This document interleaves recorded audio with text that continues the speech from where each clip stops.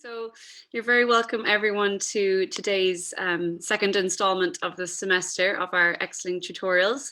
And we're delighted today to be hosting Professor Anne Bradlow from Northwestern University. And she'll be giving her tutorial today on bilingual speech intelligibility. We'll be taking questions perhaps throughout the session, and if not at the end of the tutorial. But for now, I'm going to hand you all over to our ExLing Society Chair, Professor Botinis. Thank you, Kate. Well, welcome to our ExLing Society, Anne. Here today, we have the pleasure to have us Anne Bradlow from Chicago, Northwestern University. She will talk about bilingual speech intelligibility. I'm confused now. First, why bilingual? And then intelligibility. Well, at my time, it was speech perception. So then it is speech perception, comprehension, understanding, and intelligibility. So, okay, we talk in order to be understood, in order to communicate. So this aspect is very, very important. And Anne is a dedicated researcher. So I remember from my time in Lund, we lived parallel lives. And I remember her first work about usually segmental phonetics. Yes, I've been studying you from many, many decades now, and today we have the opportunity to have her with us. I'm very happy about this, Anne. Please take the word. The floor is yours. Okay, thank you. So it's a great pleasure for me to be here and to share my work. I see a lot of names. I was very relaxed, and then I saw some names and suddenly got a little bit nervous. In particular, I'm going to call out my PhD advisors, Alat Yongman and John Serino. I see you there with your videos on. Definitely, when I saw you coming on, I suddenly got very nervous, but I'm going to try to relax. And I'm going to start. Antonis asked me to start just to give you a little bit of background of who I am, where I work and what I do. So yes, I'm calling in today from Chicago, where it's freezing cold and very snowy. So this is a very nice distraction. But the work that I'm going to talk to you about today is all work that has been done over the past approximately 20, 25 years, since I've been working at Northwestern University. I'm in the Department of Linguistics. I'm professor in the Department of Linguistics. And I have established and have had the great pleasure of running a research group, which we've called the Speech Communication Research Group. And I've had many undergraduate and graduate and postdoctoral advisees work with me in the lab. And I'm going to show you a lot of work that was done, all of it in very close collaboration with all these wonderful collaborators who have gone on to do really great work themselves, much of which I will be showing you today. I will give you a little bit of a background, I guess. So I did my PhD at Cornell University in Ithaca, New York, and that's where Alat Yongman was my official advisor. And then I did a postdoc, so that was in linguistics. I then did a postdoc in psychology at Indiana University with Professor David Pizzoni. And then I did a second postdoc in audiology and auditory neuroscience with Professor Nina Kraus at Northwestern University. And that was, and then I moved to the linguistics department and took up a faculty position also at Northwestern. I'll explain just briefly. I myself am, I've always been surrounded by many languages. I don't know the definition bilingual. I'm not going to go there, You can tell I don't have an American accent, which might be a little bit surprising. That's because I grew up in South Africa and immigrated with my family to the United States when I was 17. Okay, so I think I'm going to jump right in, which means I need to share my screen, which I think is set up, ready to go. Kate, can you just give me a nod if it's showing the right thing? Okay, thank you. Okay, so let me start by very importantly acknowledging, whoops, I'm not quite going where I want to go. Okay, let's see there. All of the work, as I said, has been conducted very collaboratively in my research group at Northwestern. And in particular, I'm going to be showing you work from several studies that were conducted in collaboration with these particular former advisees: Melissa Bays-Burke, Tessa Bent, Midam Kim, Rika Smiljanic, and Kristen van Engen. So let's jump right in with this title, which I'm happy was a little confusing: Bilingual Speech Intelligibility. So obviously I'm going to be focusing on speech intelligibility in conversations that involve bilingual individuals. Now, I've been deliberately vague about whether I'm talking about bilingual talkers or listeners, because in fact, speech intelligibility necessarily involves both talkers and listeners. So in other words, there is no intelligibility without a listener, just as there is no intelligibility without a talker. Intelligibility is at its core a relational term. It's about the relationship between the talker and the listener. It's about communication. So I'm taking a view that centers communication in our understanding of speech production and perception. But so let me begin with a definition of speech intelligibility. So here's a common definition. Speech intelligibility is the accuracy with which a particular speech signal produced by a particular talker is recognized by a particular listener in a particular setting. So I want to focus in on a few things here.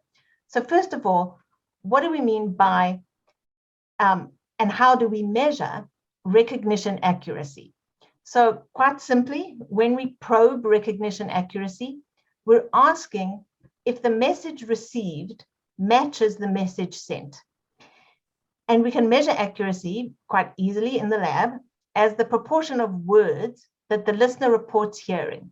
And then, it's correct if they get the word that the talker intended to say. Now, a couple of important things I want to point out here. So why am I focusing on words? And in almost all of the data that I'm going to show you today, we're going to look at word recognition accuracy. Occasionally, I will look at other units, but mostly it's going to be focusing on words. And I have come over the years to really favor this level of analysis over, for example, segment levels of identification accuracy. And this is because words are where the communicatively important sound to meaning link occurs. So just think about it. There are many possible and equally accurate ways for a given word to be produced. If a listener reports hearing the same word that the talker intended to convey, then communication has occurred. And this can happen. A word can be correctly recognized, even if not all of the constituent segments are accurately produced or perceived. There's a lot of opportunity for context to fill in the missing information at the segment level. So words play a very important, a sort of special role in communication accuracy. I do also want to acknowledge that a listener may recognize all of the words accurately, but that does not guarantee understanding. So there is an important distinction between intelligibility, as I'm defining it here, which is word recognition accuracy, and comprehension. Comprehension is harder to measure and is more complicated. I will get to one study where we look at something that approximates or sort of gets to comprehension a little bit, but I'm going to focus on word recognition accuracy, partly for convenience, but partly because that is a level at which often there has been successful communication when the words have been received as they were intended. Okay, so another thing I want to point out in this definition before we go on is all of the moving parts. So all of the particulars. So I said a particular speech signal produced by a particular talker, a particular listener, a particular setting. So there are many moving parts in any communicative situation. And this is exactly the point about intelligibility. Intelligibility involves a system of linked elements, a communication system that involves a signal transmitter, so the talker, a channel for message transmission, the speech signal, and a receiver, the listener. This may all occur in an environment that has background noise or any other signal distorting features. And this is a complex system with all sorts of moving parts that all individually and together have a significant impact on recognition accuracy. And this is really kind of the main point that I'm going to get across today, is this systems view of speech intelligibility. Now, very importantly, there's something missing from this definition that is in fact the focus of what I'm going to talk to you about today. And that is, there's no mention here of language. And why is language important? Well, one of the things we know, it's just common experience, but I'm going to show you data that establishes it anyway, and that is all else being equal. So if we fix almost everything in this definition, but you go from an L1 to an L2 language user, intelligibility drops dramatically, or intelligibility changes dramatically as you go from L1 to L2 language users. So let's look at this from both the talker and the listener side. And as I go now to some data, I just want to also say, I'm very happy to take questions as we go along. My talk is going to be sort of divided into sections, and I can stop at those sections and see if there are any questions. But I'm not sure how I would know if anybody's asking a question since the videos are off. If you want to just unmute yourself and jump in, that would be fine. I'd hear you. Or Kate, if you see somebody putting something in the chat and I should stop, I can see your video display. So let me know. Okay. So let's first look at some data that shows experimentally and quantitatively how a language variable influences speech intelligibility. So first, here's speech intelligibility and the language experience of the talker. As we'll see, there are more recognition errors for L2 speech than for L1 speech. So here's really a nice study that I'm going to go through it in a little bit of detail because it also allows me to set things up for some of the data that I'm going to show coming up. Here's a common way that we look at things. We're going to show on the y-axis proportion of words correctly recognized. And then we've got a couple different listener groups in this study.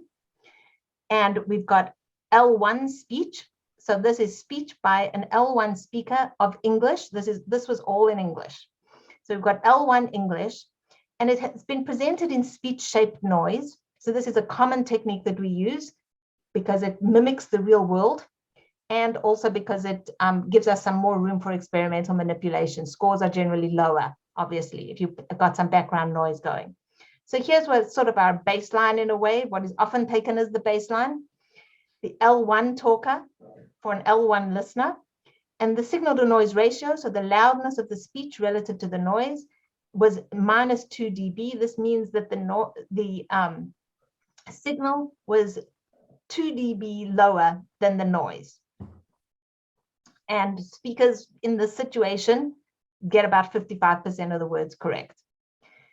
Now, when you take that same listener population and you present them with second language speech in the same type of noise, but at a more favorable signal to noise ratio. So 0 dB signal to noise ratio means that the speech and the noise are at the same level. So this is more favorable. The signal is louder relative to the noise.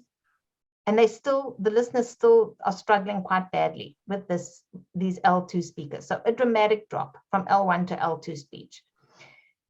And if you just give them the L2 speech with no noise, then under these circumstances, so this talker, these listeners, these particular types of sentences, then you get about the same as L1 speech. So you need to raise the signal to noise ratio quite dramatically for L2 speech to get the same degree of recognition accuracy as L1 speech. So obviously, I mean, and this is really just confirming something I'm sure you've all, you just know, I mean, it's common sense. L2 speech, or common experience, I should say, L2 speech provokes more recognition errors than L1 speech. So that's one thing we need to take into account. I want to show you another set of data that I really love that just makes the same point, but this is for computer listeners, machine listeners. So this was a really nice study that was compared Google Home with Amazon Echo. This had thousands of voice commands issued over 100 individuals in almost 20 different cities. The utterances were all produced by talkers from, in all cases, the utterances that were produced by talkers from non-English L1 backgrounds. So that's the red dots over here. These are L2 speech of English. They were correctly recognized by Amazon Alexa and Google's Home approximately 5 to 7% less often. So the words were correctly recognized 5 to 7% less often than utterances produced by talkers of it turns out, Western dialects of American English. So you can see this mostly here. Here's the average, and the ones that are above average are the Western US, Midwestern US. The ones that are below average are all of these L2 speech dialects, L2 English dialects. This is also, there are lots of YouTube videos that show all the mistakes that all these voice activated devices make on L2 speech. Okay, but let's look at it from the other side as well. So speech intelligibility and language experience of the listener. You also get, of course, more recognition errors for L2 listeners than for L1 listeners. Here's an example of another study that was done very nicely. You've got L1 listeners and L2 listeners, percent correct word recognition accuracy. And here we've got it over a range of signal to noise ratios from least favorable to most favorable. And the dotted lines and the solid line are just different versions of different sentences. So two different particular tests. It's not an important difference for us today. Our important difference is to notice that, of course, the L1 listeners are always doing better than the L2 listeners. Again, this was all English.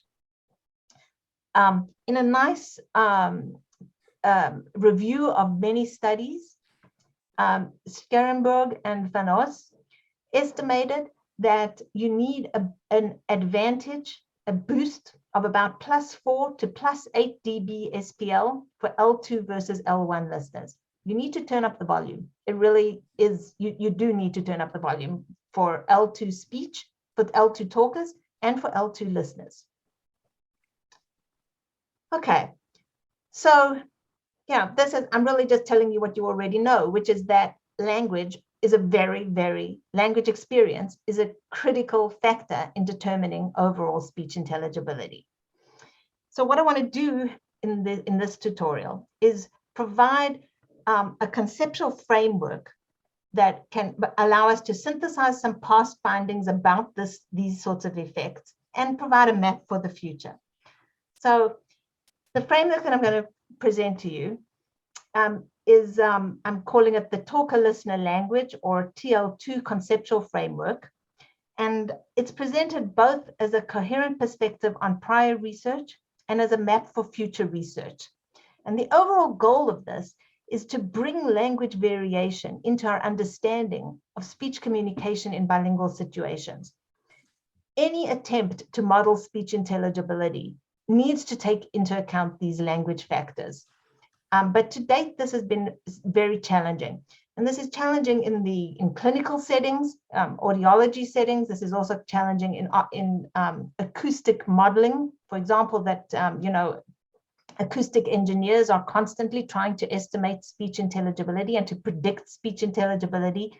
And it's always a challenge how to take into account these language variables. I'm not going to be able to rise to that challenge immediately, but I am trying to, I hope I will provide a framework for how to think about these language variables. So what I'm going to do is go through this framework and then I'm going to show you some of the empirical foundations that have that lead to this framework.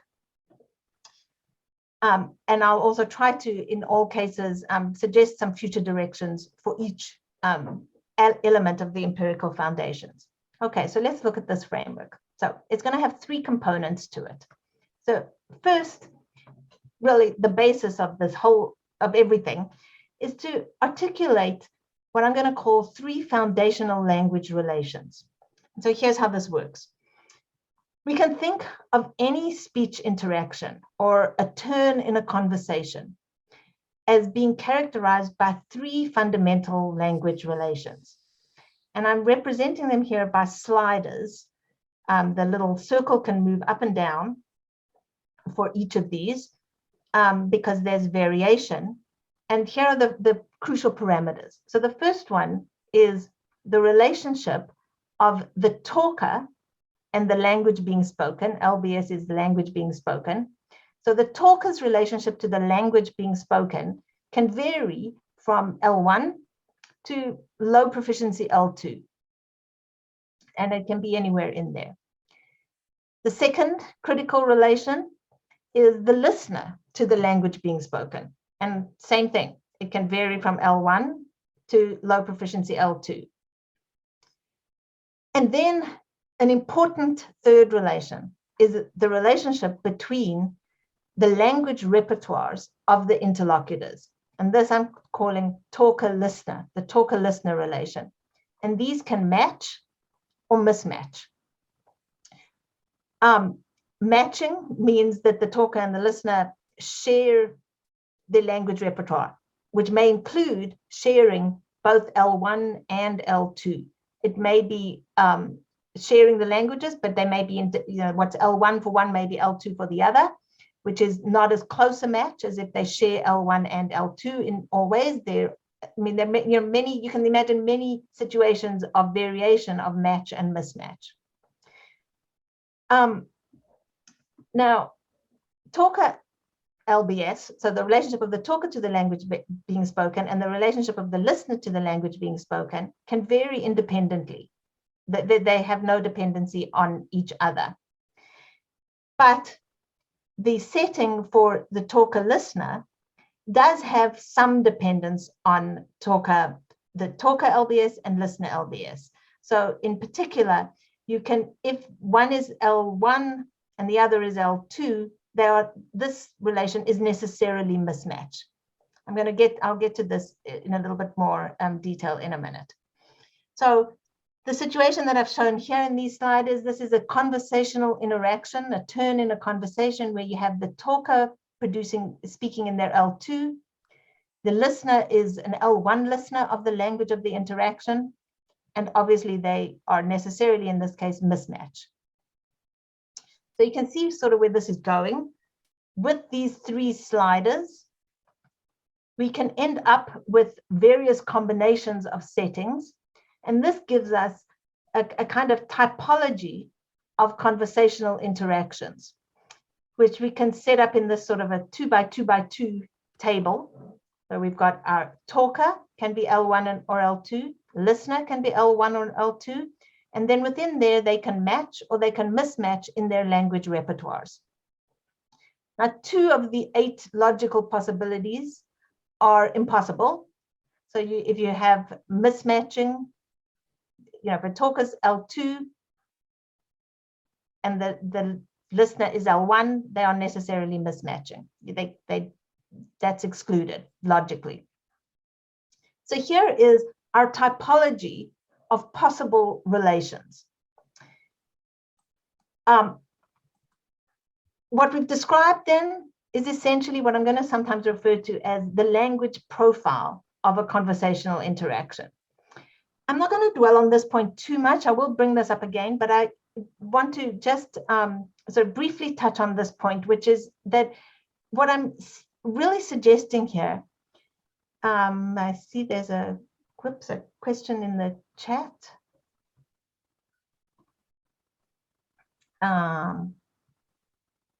Dialectal differences. Yeah, so exactly.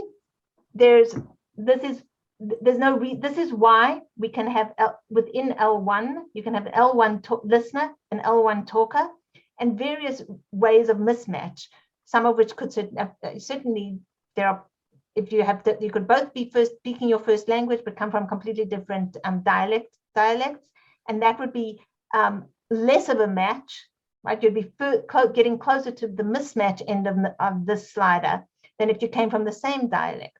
Now, mismatch can also be because you know different other languages, but dialect also plays a role in here. Yeah, this is actually, so part of this is an attempt.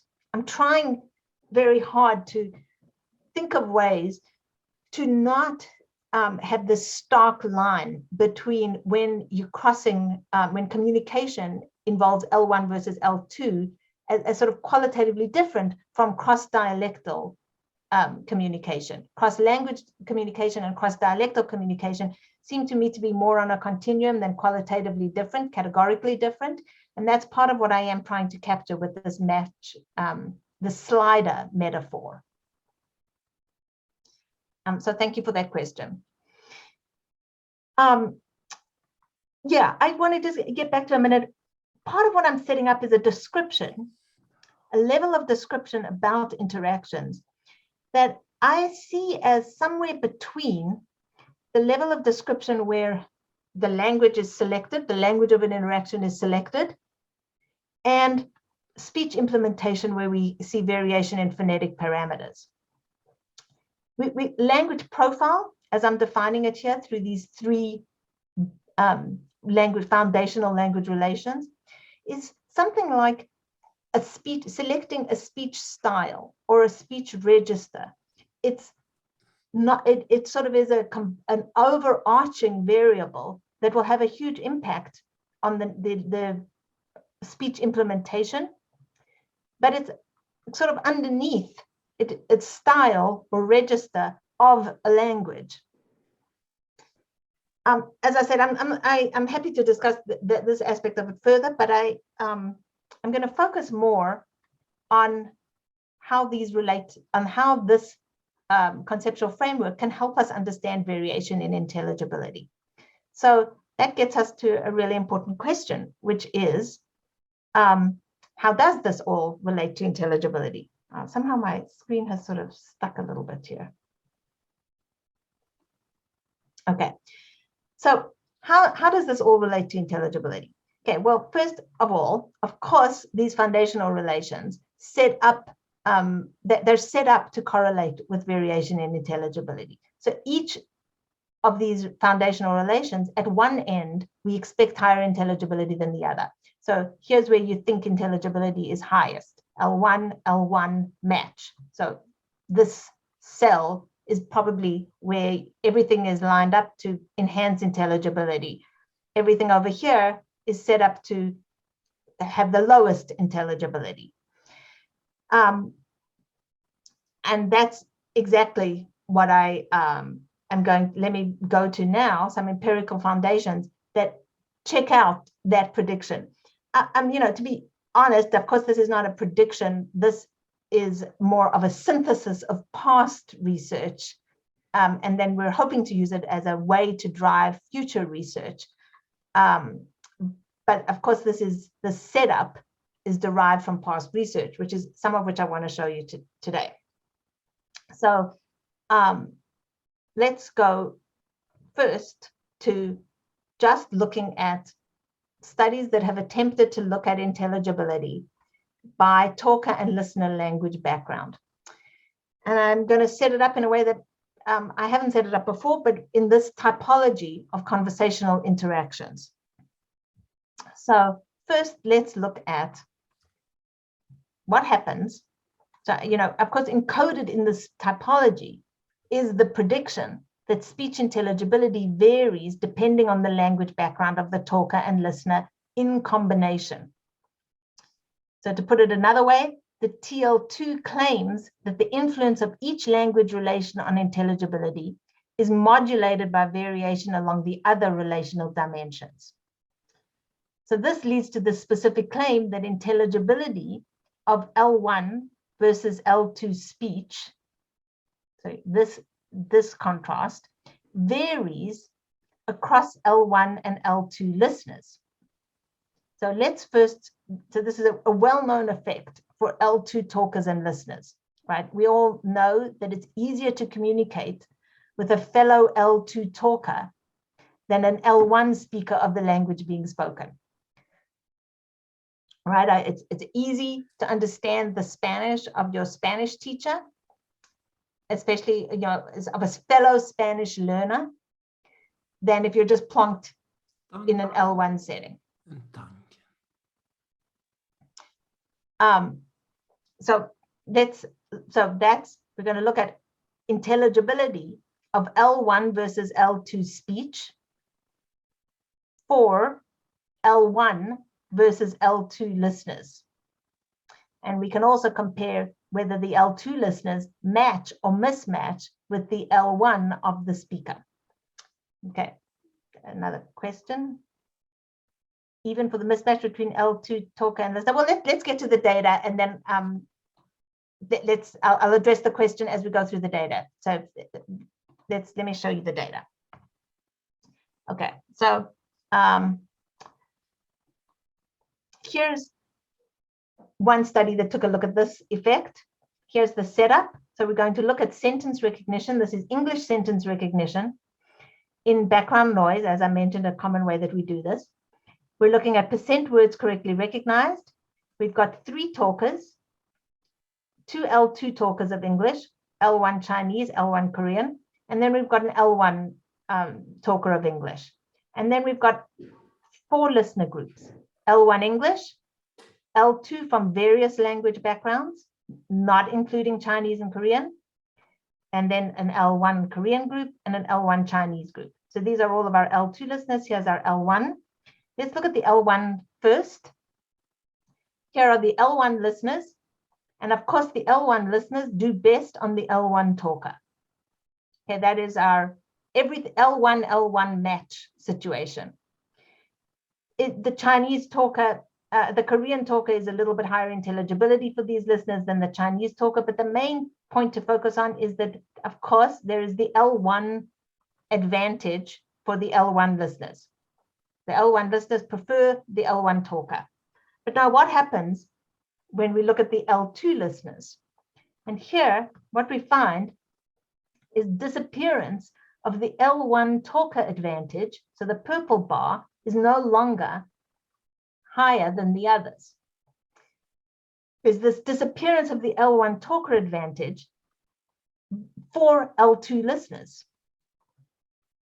So if we look at this in the typology of language profiles, it's the disappearance of the L1 talker advantage when you present L2 speech to L2 listeners.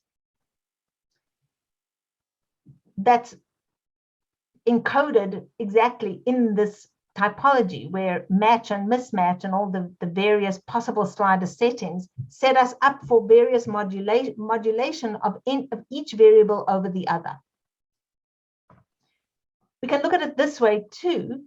We can look at what happens to L2 speech when presented to L1 versus L2 listeners. So this is really just sort of walking around this typological space. And here's another set of data that was a similar study. This is the only study that I'm going to show you where the stimuli were in fact, where the target was at the segmental level. We looked at minimal pair identification for word final voicing contrasts. But you see a similar pattern.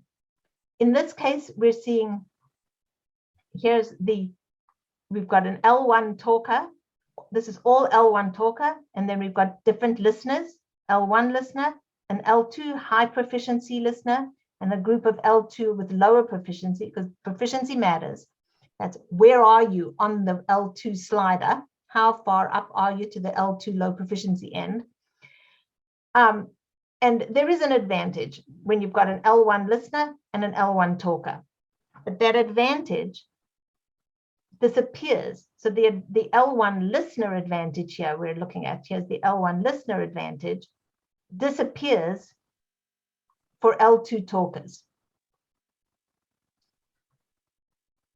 So if we put this in this typological setup, whichever way you look at it, we see that there's variation in intelligibility as a function of the talker and listener language backgrounds and the relationship between the talker and the listener language backgrounds. This has sometimes been called the interlanguage speech intelligibility benefit, and the two versions of it, the ISIBT or the ISIBL. And it gets a little complicated. There are all sorts of nuances here.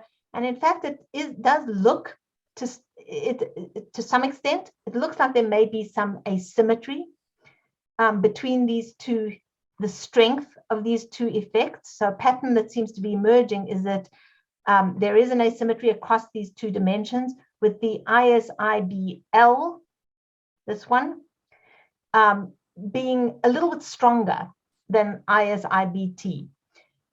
I say that with a little bit of caution, because it has not yet been tested that clearly at the sentence, at the word recognition level within an individual study. It has at the segment level, but as I mentioned, I think word recognition is very, very important to look at. And so that is something that's still out there, open to be checked out. This distinction, I just want to point out, touches on the question of which is more influential for overall intelligibility, L2 listening or L2 talking? Okay, that's sort of the core question that we can ask here. Okay, so this is one set of data. And in a way, this is really data that gets at the core of the typological range that the framework that I'm presenting to you sets up. As I mentioned, some important future directions for us to follow are these asymmetries between L2 listening and L2 speaking. And we really need, and this is going to be a common theme, an expanded field of data to reflect real-world variation.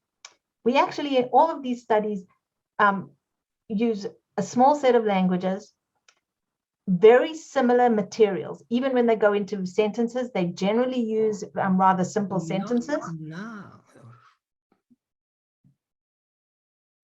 And we need some more creative tasks sometimes. I think we sort of, this word recognition accuracy is doesn't get at comprehension. That's one of our major challenges. I'm just going to see that in the chat, why is there no advantage for L2 listener and L2 talker? And then questions about proficiency. Yeah, why is there no advantage? I mean, so if I understand the question correctly, I think what you're asking is why are the bars not always higher? And I think this is exactly sort of the point, that is L2 listening is very difficult. So even when you've got talker listener match, you're still functioning in the L2.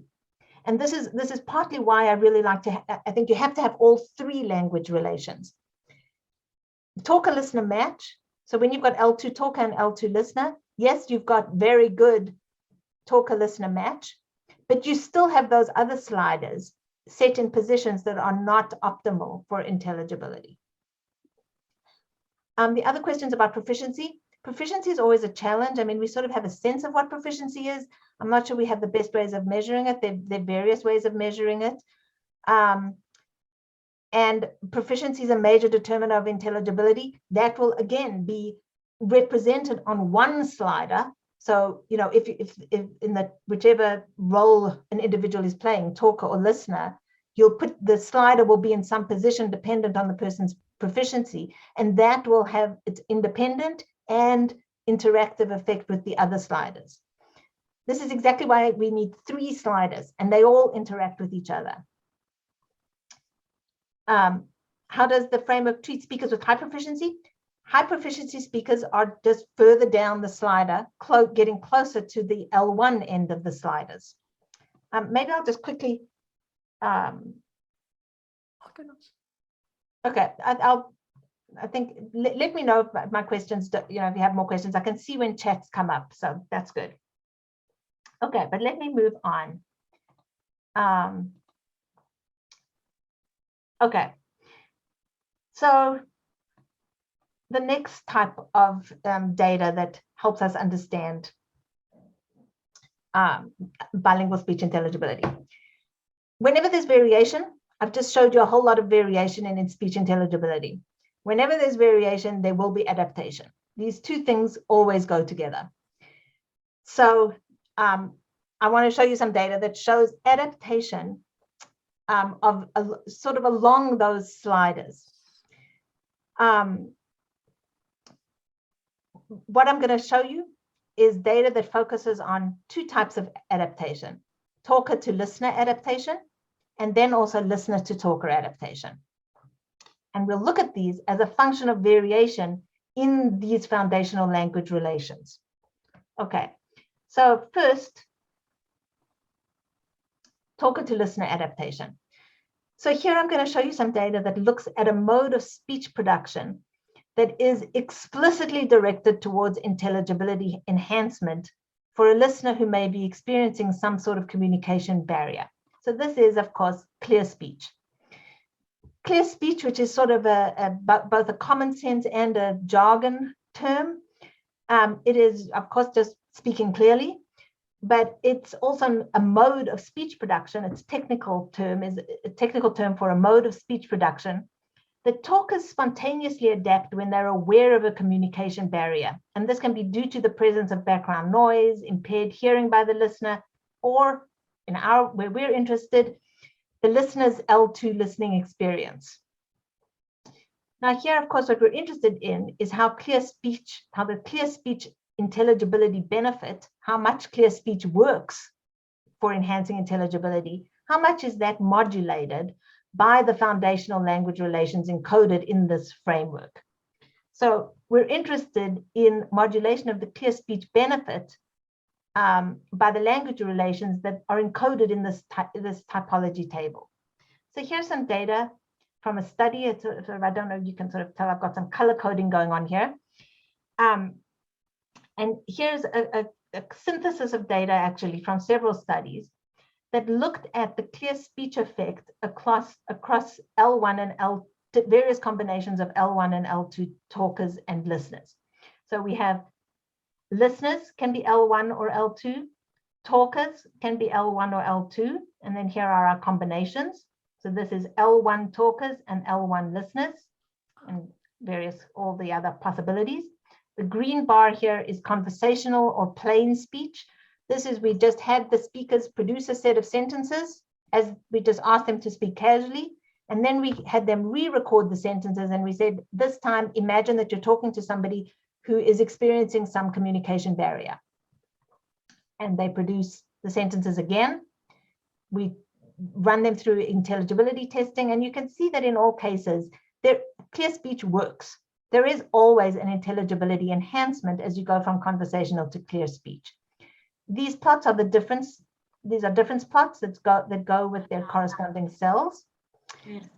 And so here, of course, is the match situation. L1 talker, L1 listener. Here's a mismatch where you've got an L1 listener with L2 talker. Here's an L1 listener, L1 talker, L2 listener, and L2, L2. So how good are the talkers at provoking a clear speech benefit? That's one way to frame this question. And you can see that there is some variation. It generally works.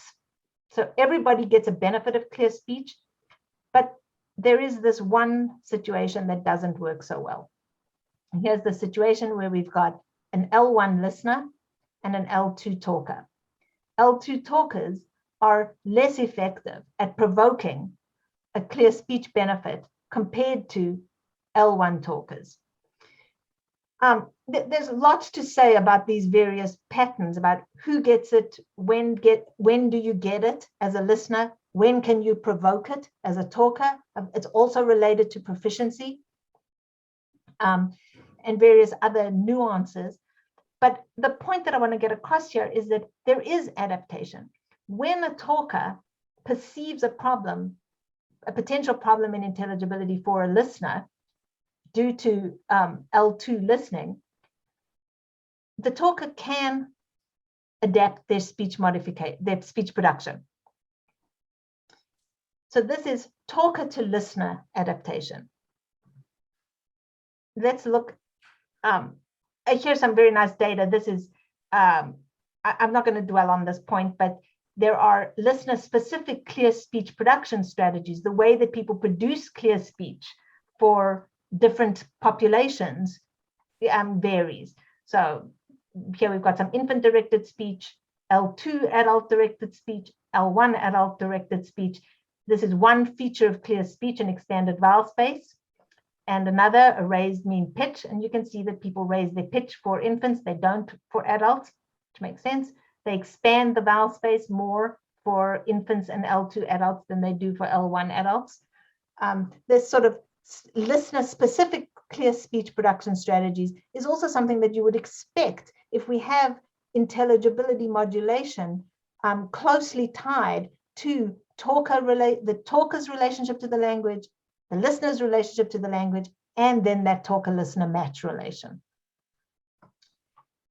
So of course, so here's some selected references on all of this work.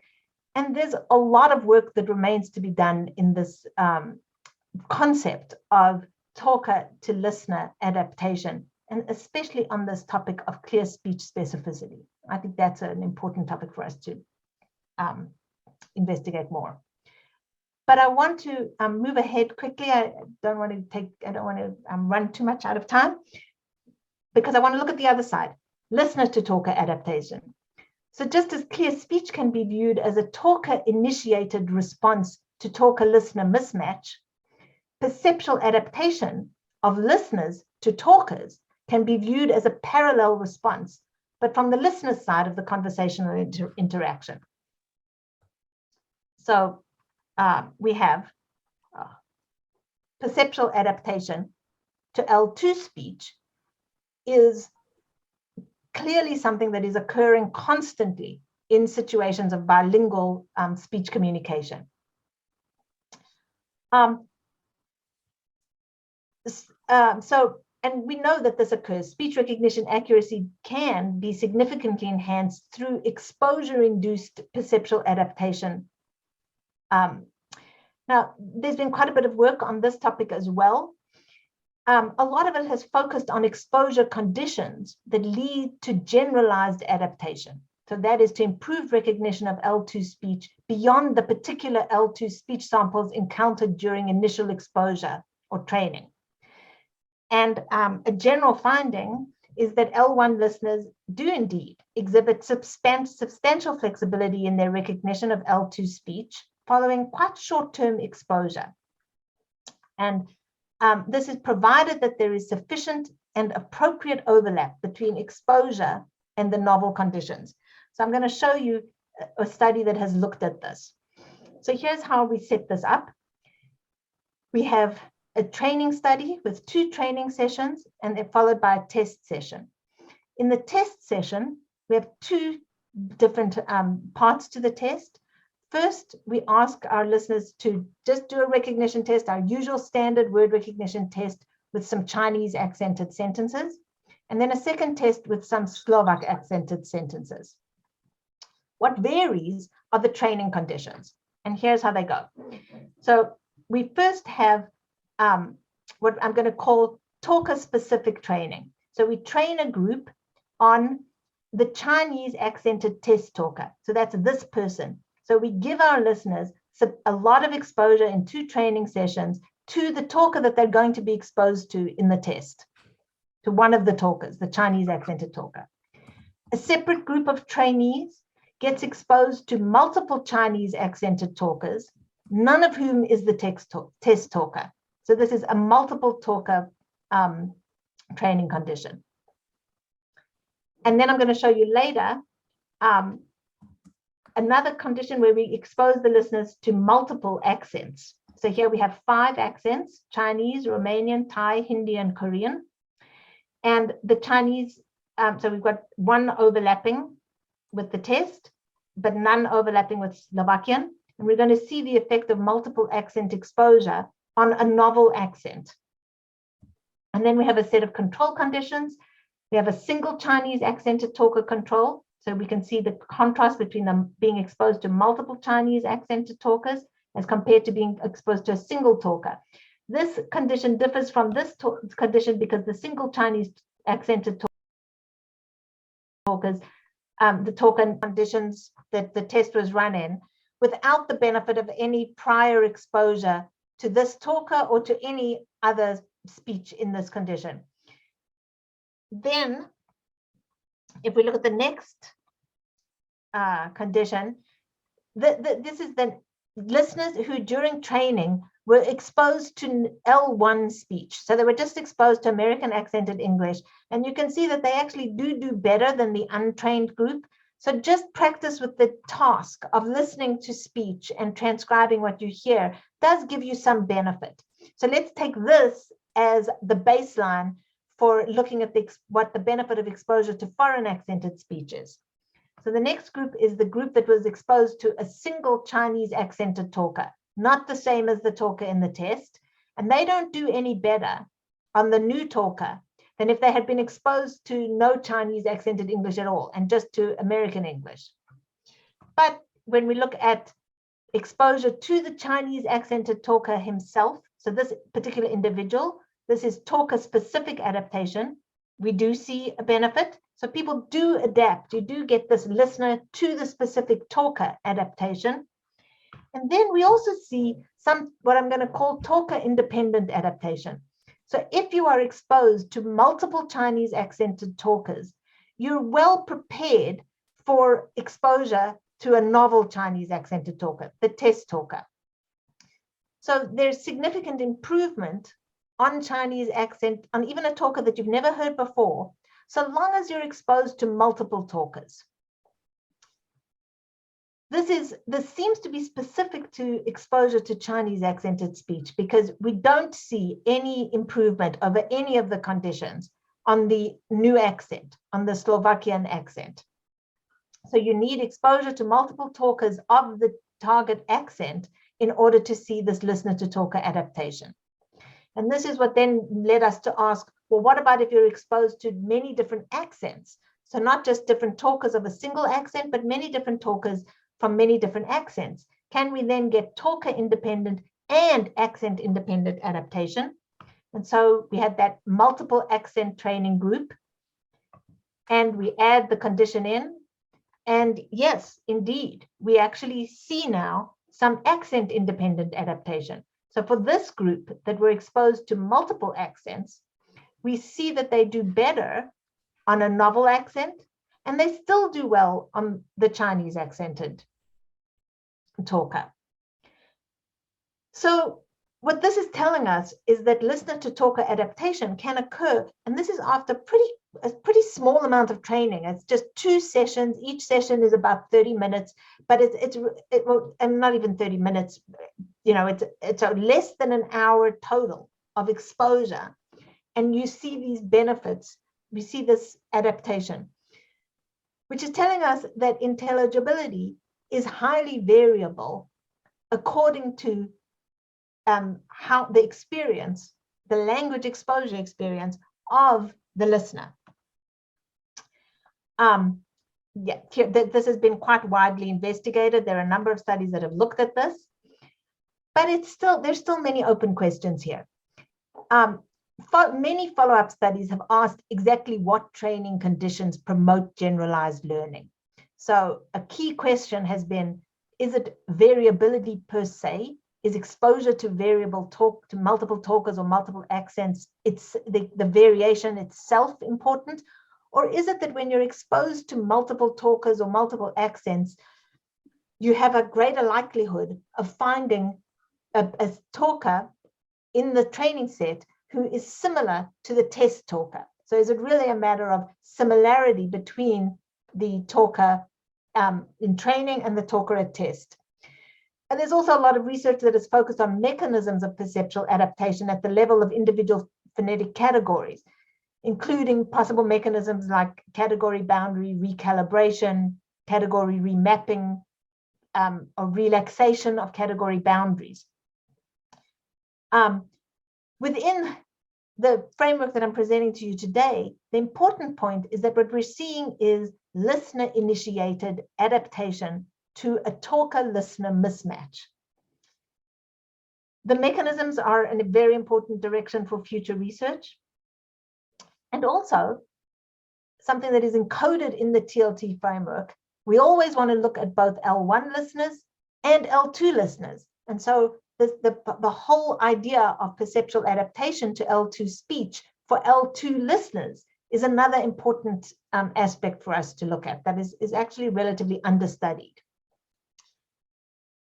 The final data set that I wanted to show is some phonetic adaptation and variation in conversational interactions. And here's where I said I was going to look a little bit at data that got beyond just word recognition accuracy. And here's the data that I want to show you here. It's hard to study conversational interactions as you bring in many more variables. But there have been some interesting new methodological developments that make it quite fun and interesting and possible to examine conversational interactions under semi-controlled conditions. So here is the Diapix task, which has quite a big sharing community, which you can go and look at on the Zenodo sharing site. There's a very nice site curated by Valerie Hazan, who's been a key developer of the Diapix task. But here I'm going to show you an example that we used in a study with L1 and L2 talkers and listeners. So the way this works is you have two pictures, picture A and picture B. And that you get pairs of participants, and their job is to find the differences between picture A and picture B. One of the participants will be shown picture A, the other will be shown picture B, and they cannot see each other's pictures, and they have to talk together to find the differences. And in this particular example of the Diapix task, it was set up so that there are some differences that involve some element in the picture that is present in picture A but absent from picture B, other elements that are in picture B but absent from picture A, and some that are just small differences in details between the two pictures. This is done so that no talker can be the leader and the other the follower. They're going to have to each take on leading and following roles depending on where they are in the scene, in their conversation about trying to find all the differences. And then, of course, we can record this and do lots of phonetic analyses on the speech. But one very important point about the Diapix task is that it provides us with the opportunity to get a measure of communicative success. So success in this case is measured by finding all of the differences. In this case, there were 10 differences that the listeners had to find. So that we can say that the task has been successfully completed when all of the 10 differences have been identified. So in the study that I want to show you, we set this up so that we could look at the Diapix task completion time. How long did it take for different pairs to find all 10 differences? And then we set it up in pairs that match pretty closely the typology of language profiles that I've been talking about all day today. So we had pairs that had two L1 talkers, a pair that included an L1 and an L2 talker. Then we had two L2 talkers from the same L1 matching, and two L2 talkers from different L1s. And what we're looking at is communicative efficiency by talker and listener language background, and in terms of task completion time. So we're not measuring word recognition accuracy here, we're just looking at how effectively they communicate. The main finding to focus on here, and there's a couple. So first of all, of course, the L1 match group, they are the most efficient. They find the differences in the least amount of time. The L2 plus L2 who come from different native language backgrounds, they take the longest amount of time to find the difference. These two groups actually perform about the same. And what's interesting about this is that it tells us that a pair that includes one native speaker, an L1 speaker of the language being spoken, is not necessarily advantageous for communicative efficiency in comparison to a pair where both are communicating in their second language, but they share their language repertoire. They match in terms of their language repertoire. So this is sort of an exciting result in terms of providing the foundation, in terms of establishing the three fundamental language variables that I've been talking about today as important for intelligibility, but also for communicative efficiency beyond word recognition accuracy. So here's a number of some more selected references that have dealt with this topic. And again, for future directions, there are many aspects of this kind of communicative efficiency measure that remain to be developed. Remember that one of the nice things about the Diapix task is we can record the speech, and then we can use that speech to do phonetic analyses of the conversational dynamics in terms of variation, adaptation, and communicative efficiency inside the conversation. I've just showed you a gross measure of time to complete the task, but of course we have the recordings and we know what's going on throughout the conversation. And then of course, the world of methodological and analytical innovations that we live in today with all our big data analytical techniques is opening up the possibility for us to look at spontaneous speech in much more sophisticated ways than we were able to do before. So I've come to the end of what I had prepared to share with you, and I want to just emphasize three important take-home messages. The first one is the foundation that I tried to lay out today, which is that we can think of every conversational interaction can be described in terms of three foundational language relations. That's the relationship of the talker to the language being spoken, the relationship of the listener to the language being spoken, and the relationship of the talker and the listener to each other. This gives us the language profile of any language interaction. This then also generates a typology of language profiles that can provide an organizing principle for observed variation that we have seen in a lot of work. Many of the selected references that I've dotted throughout this talk can be organized in this principle of the language profile as defined by the three foundational language relations. And then this also provides us with a map for investigation of bilingual speech intelligibility in the future. I'm going to leave you with a point that I didn't emphasize today, but I really want to lay open because it's an important point for future research. And that is that this concept of a language profile as defined in these three language relations, the talker to the language being spoken, the listener to the language being spoken, and the match between the talker and the listener, those are defined in a language independent terms. And really, a central claim of all of this is that intelligibility, variation, and adaptation is part of an area of universal phonetics. So a very important direction for future research is to verify the central claim of the framework with lots more speech intelligibility data from a wide range of languages, and with test conditions that cover the full range of language profiles specified by the TL2 framework. There's also plenty of room for elaboration. And when I say room for elaboration, I'm starting to think about, are there other relations? So do we need more sliders than just the three language sliders that I've presented to you today? And the final thing I want to do today is I'm going to flash up some new studies that are making me feel we're going to need additional sliders. One of them has to do with linguistic complexity of the materials that are presented to listeners. We see different patterns. We see an interesting interplay between talker intelligibility and complexity.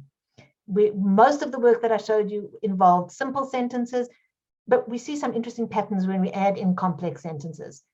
The complexity does not just have a linear effect. It interacts with talker intelligibility. Also, what's going on in the background? Any communication system is always potentially subject to the influences of background noise. And when we have background speech, the language of the background speech has a huge impact on intelligibility. So I'm not going to dwell on those for now. That's just to give you a hint of where there is lots more work to be done. And so I'll just end there with my acknowledgements. Of course, all of my colleagues in the Speech Communication Research Group, and I have wonderful technical assistance from Chun Yang Chan, and grant support from the NIH, and constant discussion partners in the phonetics group at Northwestern University. And that's where I'll say thank you.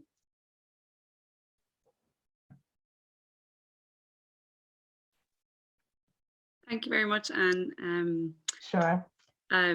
Big, apologies. I'm not sure whoever we let in, obviously someone was not who they said they were, so that didn't go as well as we would have liked, but thank you so much for a really interesting talk, and I'm sure.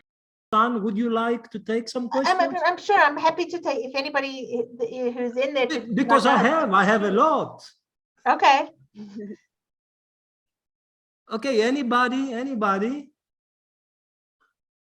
Okay, then I start, and maybe other people would like to follow. Okay, thank you very much for this. I mean, it is something I would dream of, this particular tutorial, because I've been wondering with a lot of things the last years.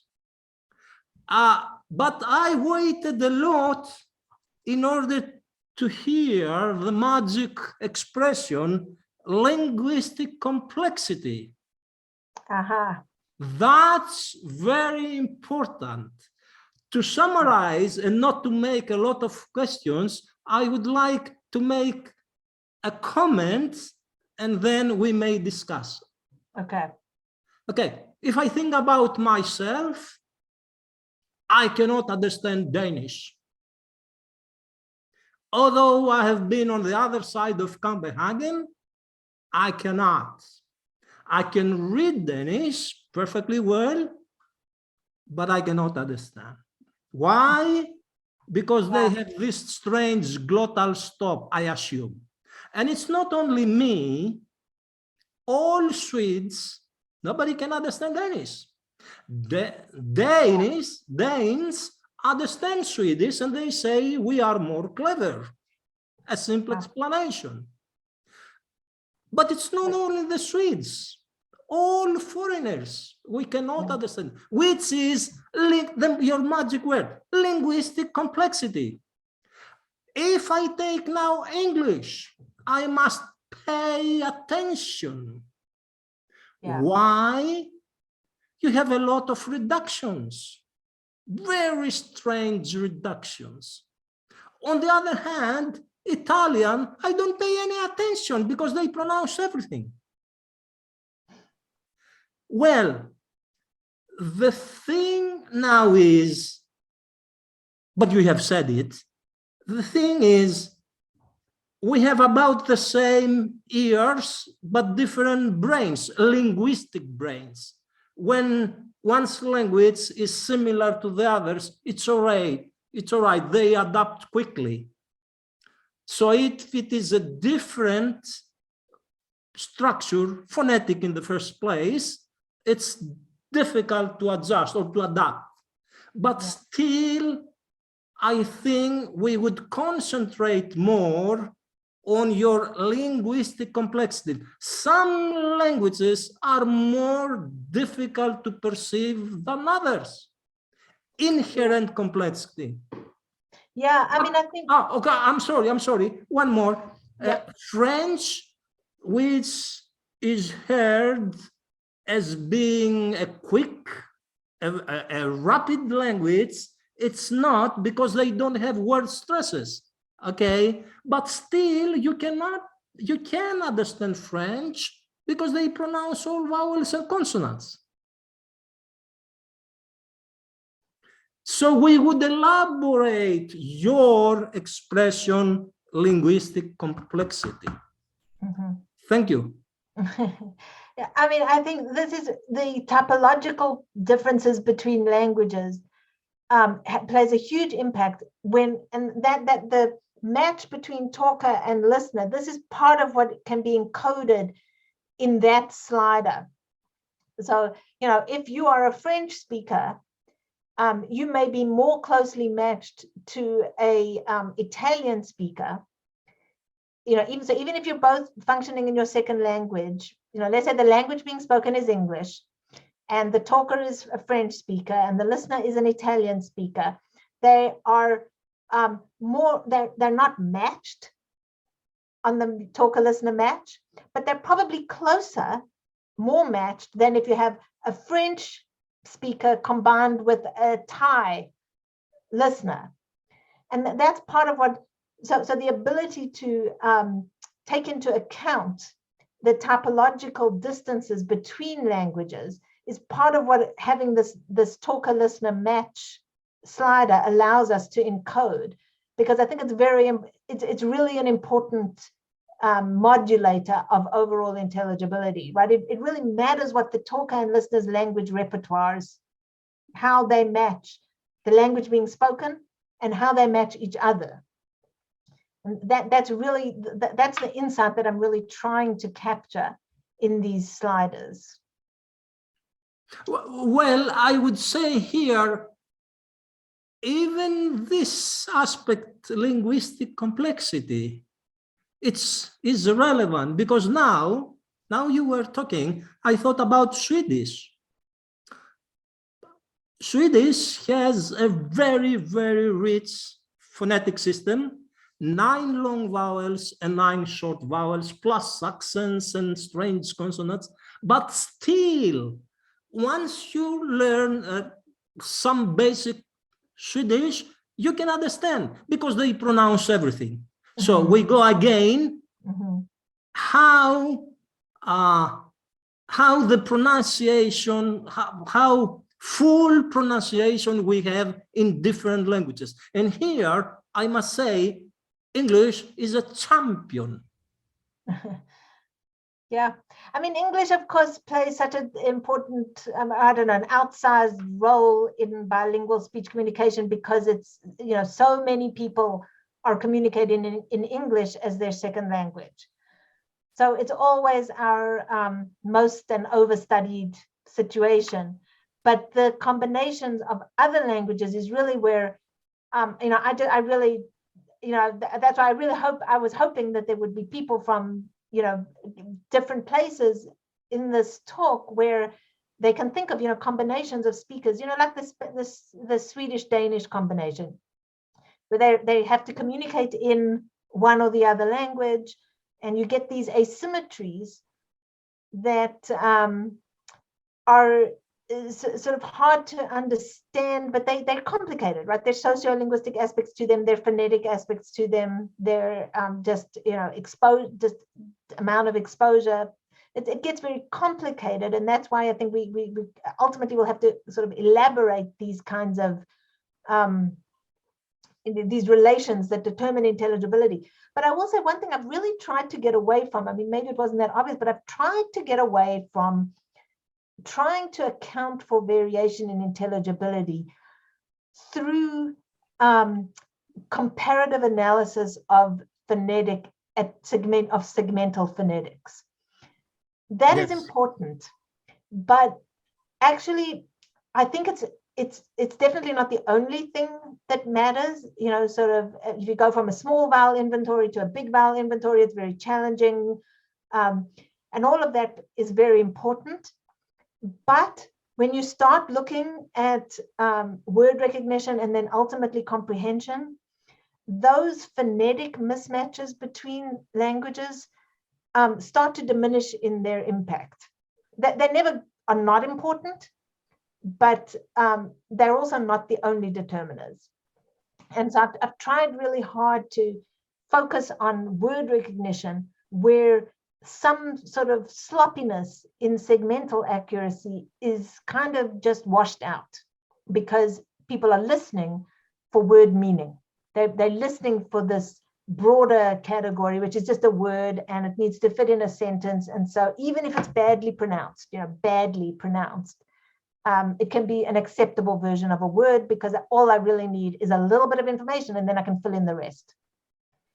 So I've really tried to, it's not like I don't think the segmental phonetics plays an important role. Of course it does.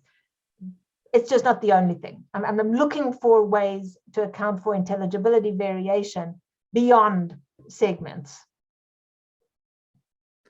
Well, that's my main point, really, I guess. Thank you very much. Thank you very much, Anne. Indeed, we will have the pleasure to continue our discussion with Anne in Paris.